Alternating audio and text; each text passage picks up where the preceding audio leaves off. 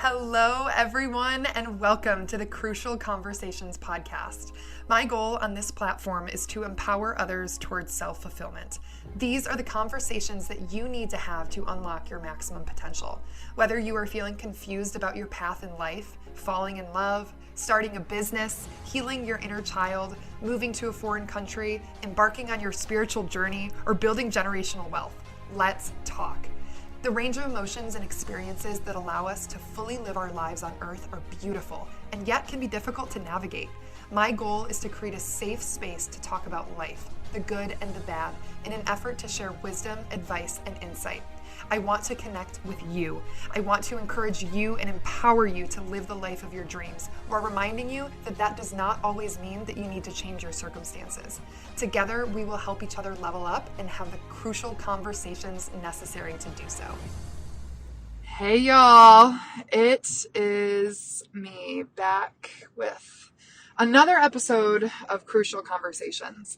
It has been a hot second since I have hopped on here and recorded an episode because, to be quite honest, I have been lacking the motivation and discipline to stay consistent because I've been so drained and I'm struggling finding the energy to water the areas of my life that don't seem like the bare minimum for means of survival right now. I have been working my little tail off and I am tired, but I am really excited to hop on here and be really transparent with you guys because I made a commitment to record episodes like these, whether they are encouraging or whether they are relatable, because I'm a little down in the dumps. And I want to make sure that this podcast is a place for all of you to come for a means of understanding and encouragement, whether that looks like I'm encouraging you from a cliff or from a trough. So I am here 100% honest with you guys always.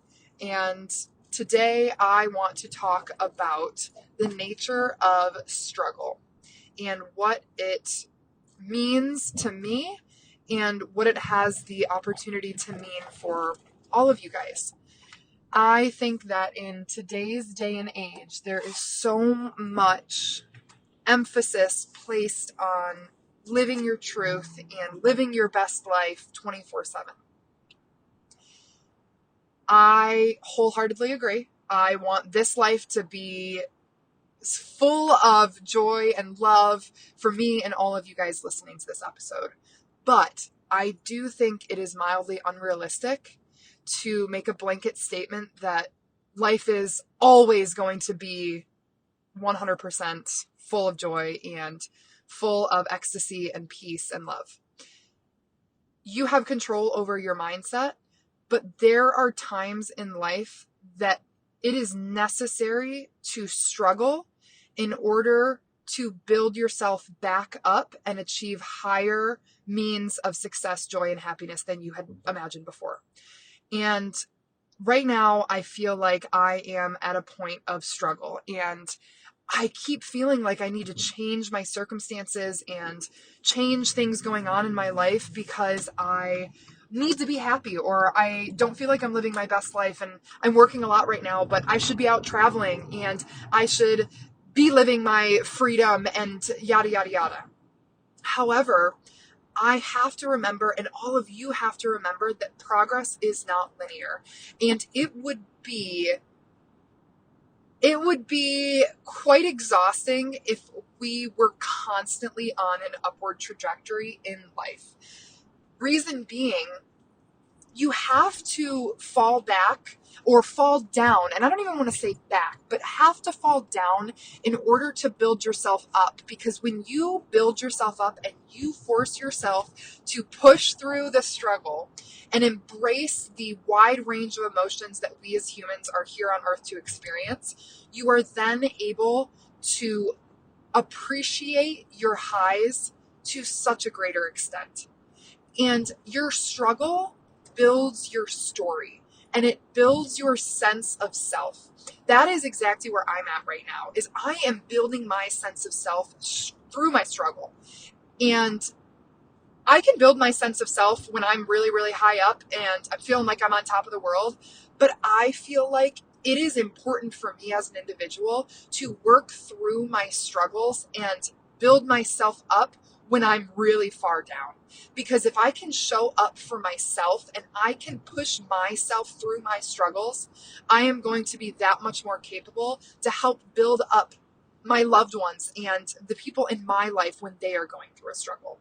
I don't know how we expect to encourage others and build each other up when we see the world suffering and we see our loved ones in pain if we don't have to bear some of that struggle ourselves on an individual level or a collective level, but go through that struggle on our own terms and build ourselves up so that then we can build each other up.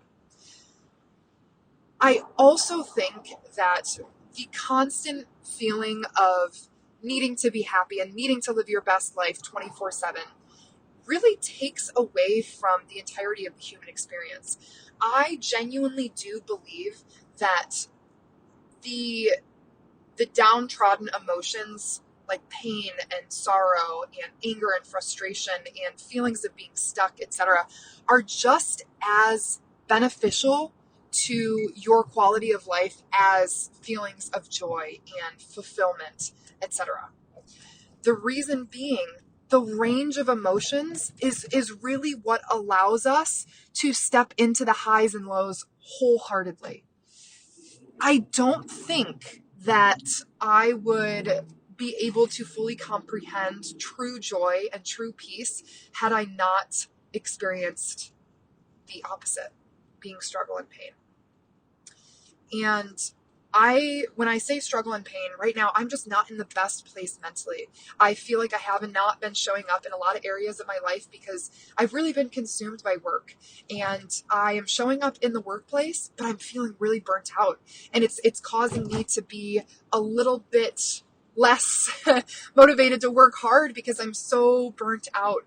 And I don't feel like I have the energy to show up as a friend or a daughter or a sister, or as much as I would like to be focusing on my spiritual development. And I've been trying to stay in the gym, but I've missed a couple days here and there, and I'm hard on myself and I get frustrated because I feel like I'm so drained. It's hard for me to keep up. But going through this and putting my head down and working through this struggle that I am going through at the moment is not only going to teach me that I am capable of doing so, and that when I run into struggles in my future, I have a little bit of a track record to refer back to when I'm feeling down and I don't know how I'm going to make it through. I have this track record so that I remember that I'm capable of putting my head down and that there are so many more times full of joy and full of love that are ready and waiting for me with a delivery date that God has thrown out into the universe. I just don't know that delivery date yet. But I'm trying really hard, and I think it's important that all of us remember to enjoy the journey. Because, like I said, progress is not linear. Progress is not linear. And when you are constantly seeking those highs of highs, you are not appreciating not even just the lows, but the neutral points of life.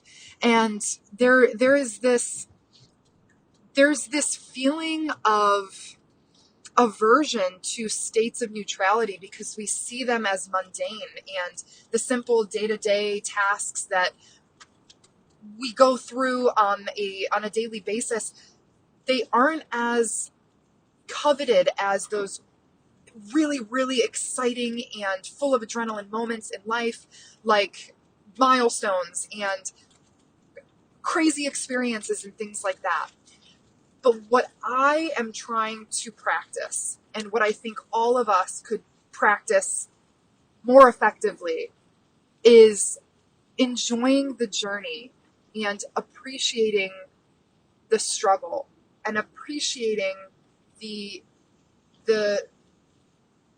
downtrodden emotions that I know I'm experiencing right now. Not because it's enjoyable to feel pain, but because our ability to go through and work through struggles and pain is what builds us up and allows us to fully reap the benefits of exciting and joyful situations and things of that sort.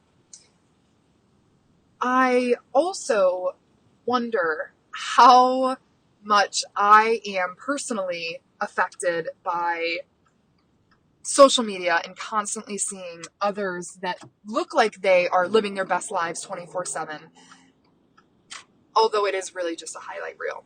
I know that social media has been around for quite some time, but I feel like recently it has gotten to a point with Reels and TikTok and popular pages that these romanticized portions of people's lives that look to be the whole of their lives are put out into the world and seen by me and many others.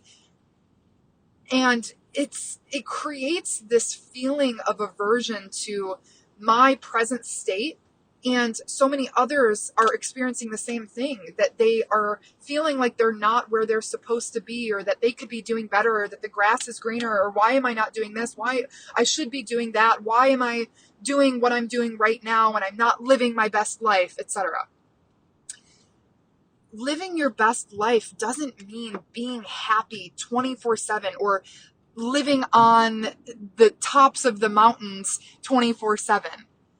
If the only emotion that you ever felt was joy, I don't think that you would be able to recognize it as true joy.